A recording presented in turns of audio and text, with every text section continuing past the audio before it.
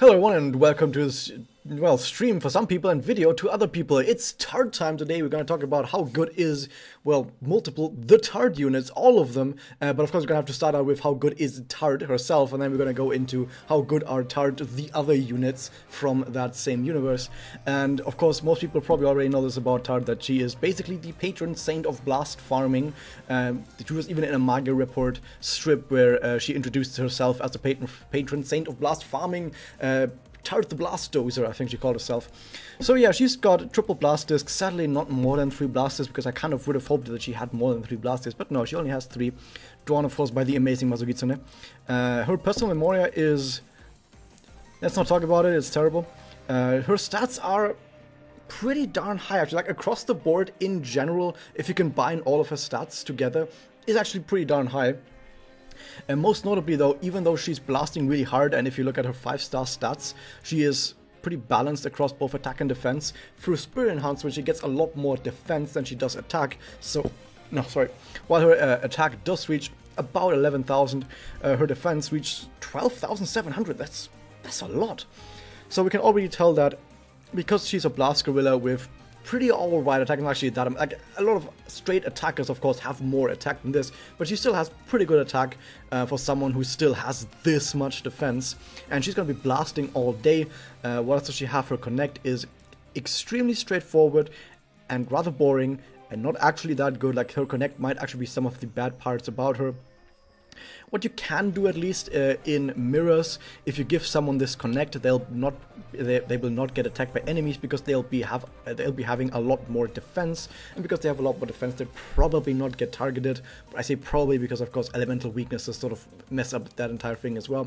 But at least you can use this to like get other people not to get attacked in mirrors, which sort of helps the idea that, well, at least when Tart first came out, she was known as like the big hero of mirrors, because she had a lot of defense, so she wouldn't get targeted. At the same time, she could give other people defense with her defense up connect, so that they don't get targeted, or at least if someone gets targeted, they're gonna have good defense and they're not gonna die. Thank you very much for the follow as well, Ashland90. Welcome to stream as well. And she was still blasting during all of that, and if you have someone who just doesn't die in mirrors while they keep blast Puella comboing, that's just extremely powerful, and that's why she was really good in mirrors, at least regular mirrors, for a really long time on the Japanese server when she was first released, and on the North American server as well, although of course at some point actually just happened and sort of changed the entire thing.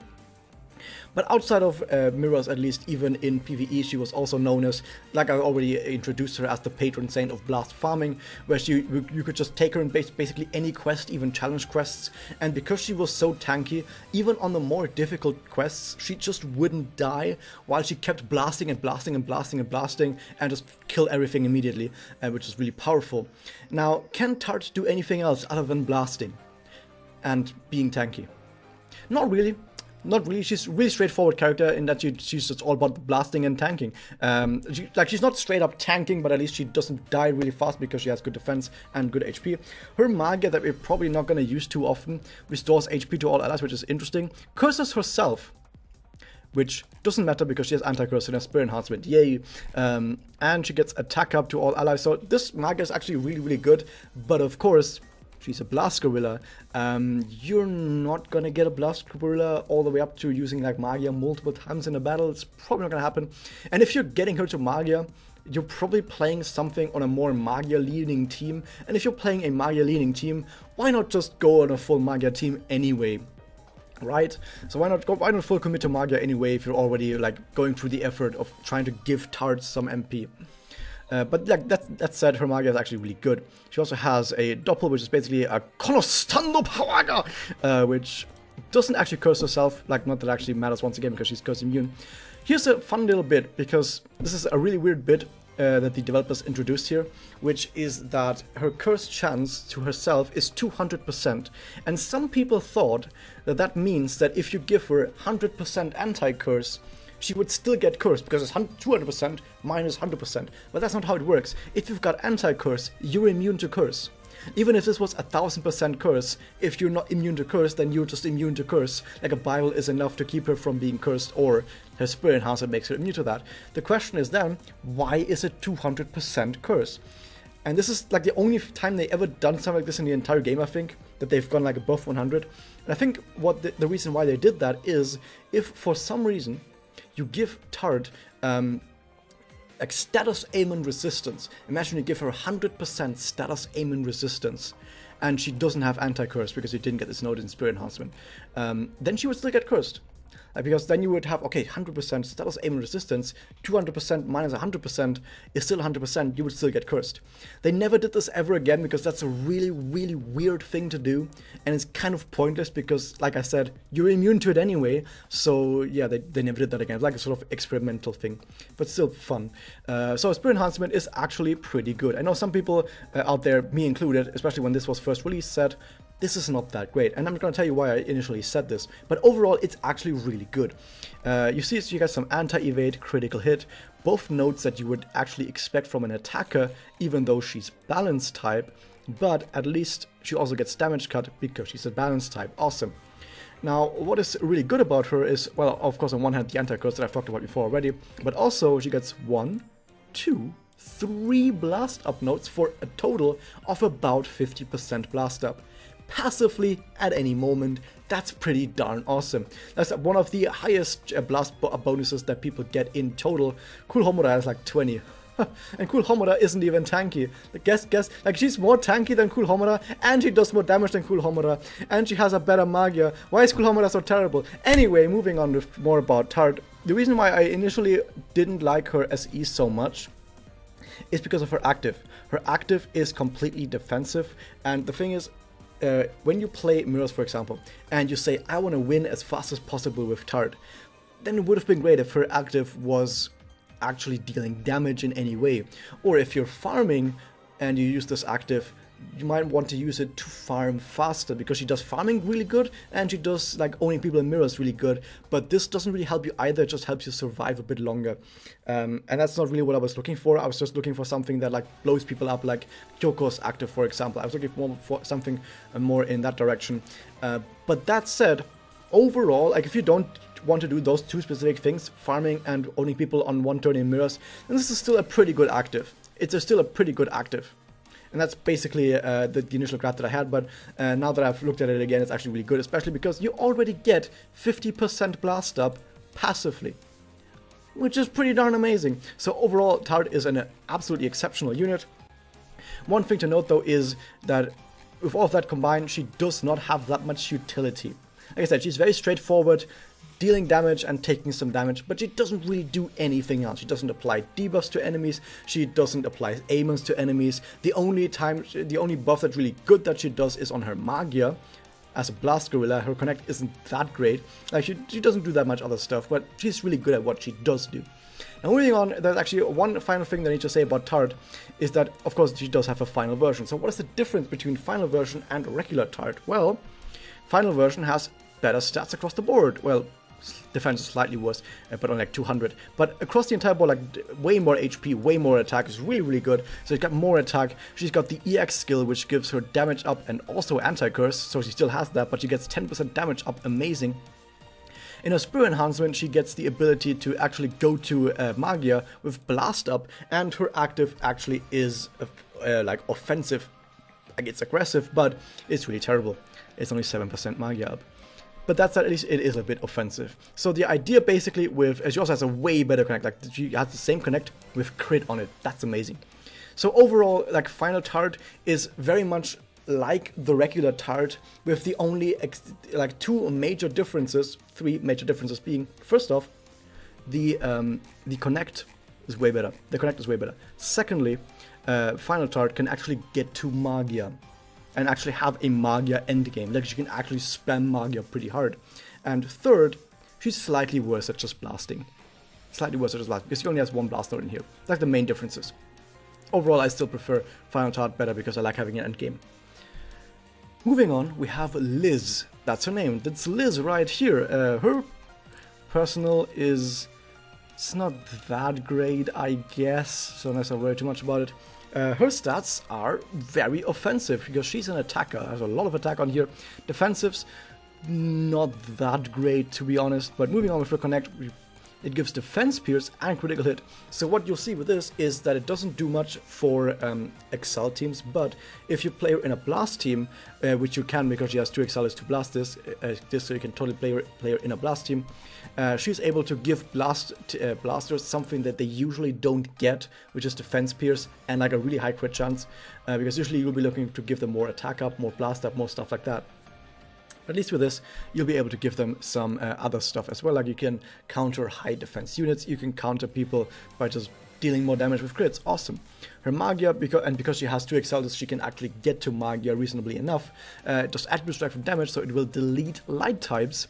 It gives MP restore to self, so you can use more Magia, and it gives evade, which isn't even 100%, it's only 40%, which isn't that great. At least on doppel it's 100%, so that's way better. Also, we take a look at her spirit enhancement. I'm going to very quickly go over because before I talked more about her as an entire unit. It gives chance to evade, chance to anti-evade, critical hit, defense pierce, all some nice percentage bonuses that you just get for being an attacker. But apart from that, she doesn't really get much. Like, she gets basically all the bonuses that you would expect, that you could expect for an attacker. She gets all of those. The defense pierce, of course, is really nice for countering high defense targets again, and her active is actually really awesome. It gives 35% attack up to herself for 3 turns. So Liz is a straight up attacker who you can play in both a Magia team. If you play her in a Magia team, what you will do with her is you'll just keep spamming Magia by restoring your own MP to keep pumping out more Magia, and you will of course delete light types. That is really awesome. Apart from that though, doesn't really do much. Doesn't buff allies, doesn't really buff herself. Apart from the MP restore, I mean the evade doesn't really do much either. And the connect is mostly dependent on enemies actually having high defense. But if you're fighting against anything that has high defense, Liz will be absolutely fantastic. And just in general, she just hits hard. You can play her, of course, in a blast team as well, where she hopefully just makes people crit. But even so, maybe a little bit more output with like some attack output a bit better.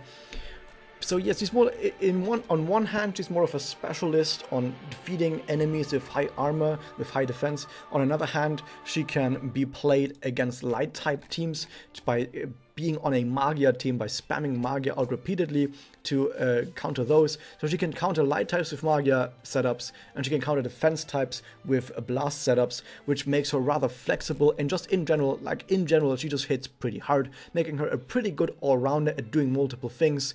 But that said, not that many people actually draw that much for Liz, because she basically has her gacha almost all the time right next to Tart, and people just roll for Tart instead. Like, Liz is not a bad character. Liz is actually pretty good, and especially if you can play to her strengths, she is amazing. But she's like always next to Tart, and people just want Tart instead. Like, oh, okay. Moving on though, we have Melissa. Melissa de Vignoles. She has a personal. Well, we're actually going to need to talk about this after I talk about the rest of her character, but let's keep this one in mind. That it gives her MP gain up and Magia damage up.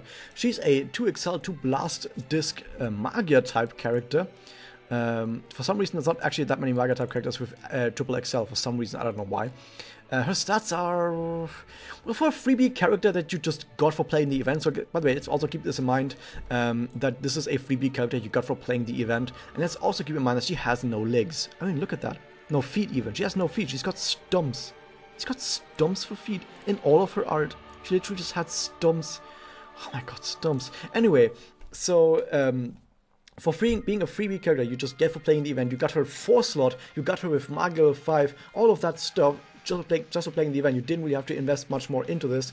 And for a character like this, her stats are actually all right, because she actually gets to have some amount of attack in there, and at least her defensives aren't unsalvageable, so she can actually do some alright stuff. Moving on though, what else do we see is we see her connect, which gives Excel MP gain up, remove debuff. The remove debuff part not that important, but you can already tell that, oh, I guess we're gonna play her in a Magia team. I mean, of course, she is Magia type, so we're probably gonna play her in a Magia team, but then again, it would have been better if it was Excelius, but okay. Her Magia though, and this is of course the important part, she is a Magia type, is sadly single target, but what does it do? Defense down? How often do we need to keep bringing up that if you're using like a single target Magia, you probably want your target to die? And if you want your target to die, debuffing them won't do that much. But of course, there will at least sometimes be big bosses that you might want to hit with this, where it might come in handy. More importantly though, she gives Excellent P gain up, so you can see, oh, she's, I guess, more of a support type role of giving other people Excellent P gain up to get more MP, and giving herself and allies together more Excellent P gain up with her Magia as well. So that's pretty good, right? She can pump more Magia. What is her Spear Enhancement? It gives Magia damage up, Magia damage up, Magia damage up. Oh my god, there's so many Magia damage ups. She even gets the 3 double add-up nodes that you would expect. She actually gets a ridiculous amount of Magia damage up. Wow! Apart from that, only like some slight bonuses here, not that much important stuff. And her active gives herself more Magia damage up. So you can kind of see that she is supposed to be played in a Magia team, where you sort of help the team get to Magia, and especially once you've gotten to Magia, help people get to Magia multiple times, while trying to just deal single target damage, and because all of your Magia bonuses will make you hit really, really hard against single target units, especially if you do use her personal, which gives MP gain up and Magia damage up. That said, this personal is not maybe as good as it might seem if you play her on a Magia team, because like an attack up 25% or a damage up 25% is probably better than this. But if you don't have a Memoria, like if you don't have a good Foster Memoria to spare for a more supporty type character like Melissa is, then I guess maybe this one will do fine as well. And I know I've said support multiple times, but of course, like I said, you can play her as well for Magia damage against single targets. It's just that usually that doesn't happen too much, and if it does, they should just die from the hit so the defense won't do that much. So overall, she's actually quite decent. She's actually pretty decent at just spamming out Magia. So she can do that pretty well. Why does she have 2 blasters? Well, I guess that's just part of her lore that she likes smacking people over it. So I guess that's kind of what they wanted to go here with that sort of yeah, that sort of lore, I guess, if you count that as part of her lore. But yeah, she's decent. Decent for a freebie character, which is not something you usually expect. And if you have a fresh account, like for some reason you got a fresh account during the Tart event, and are still playing right now and don't have anything better, then I guess you can play Melissa, and she's gonna do you fine. So yeah, that was that. I hope you guys enjoyed this. Hit that subscribe button, ring the bell, and I'll see you guys next time.